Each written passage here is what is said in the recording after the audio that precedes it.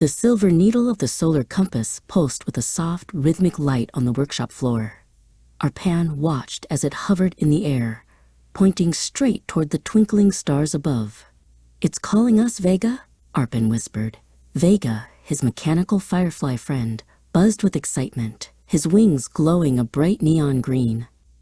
They stepped into the Star Seeker, a ship made of woven wicker and magic, ready to explore the vast, dark ocean of space. Their first stop was Mercury, a small, gray world covered in craters. As they drifted close, a high-pitched, fast-paced voice chirped, "I'm the iron-hearted sprinter. I race around the sun in just 88 days." Arpan steered toward the golden clouds of Venus next. A heavy, warm voice boomed from the yellow mists.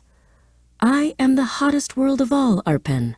I trap the sun's heat beneath my clouds like a thick, heavy blanket."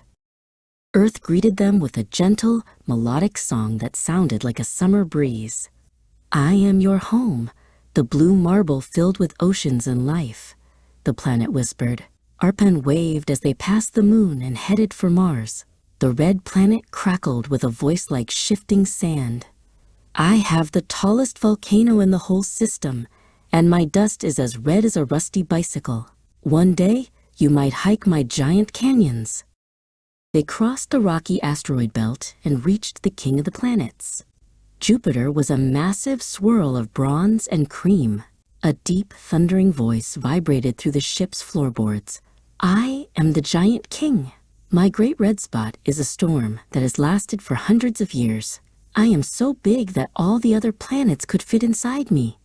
Arpan gripped the wheel, feeling very small next to the striped giant. Saturn was next, its magnificent rings sparkling like 1,000,000,000 diamonds. "My jewelry is made of ice and rock," the planet tinkled with a voice like wind chimes. Vega couldn't help himself. He zoomed out of the basket to play. He darted through the icy fragments, his metallic body reflecting 1,000 tiny rainbows. "Stay close, Vega," Arpan laughed, watching his friend weave through the celestial ice. The air grew chilly as they approached Uranus. The planet was a pale, cool blue and seemed to be lying on its side. "I'm the tilted traveler," Uranus whistled like a winter wind. "While others spin like tops, I roll like a ball around the sun. It's a very long, cold nap, Arpan." Arpan pulled a woolly blanket around his shoulders, watching the frozen world roll slowly through the dark. Neptune was even colder, a deep sapphire world wrapped in shadows. "Listen to my roar," the planet called out with a voice like a crashing wave. "My winds are the fastest in the neighborhood, blowing at over 1,000 miles an hour."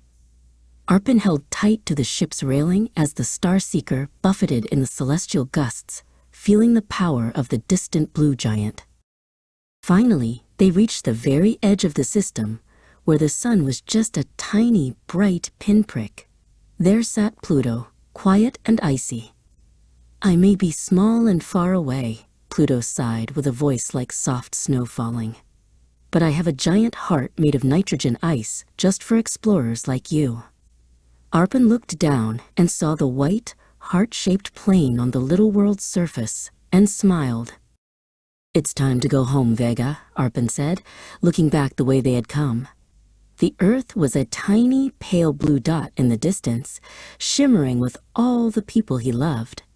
They turned the Star Seeker around, catching a ride on a beam of golden stardust. The journey back felt like a fast, magical slide, the voices of the 9 planets still echoing faintly in Arpan's ears.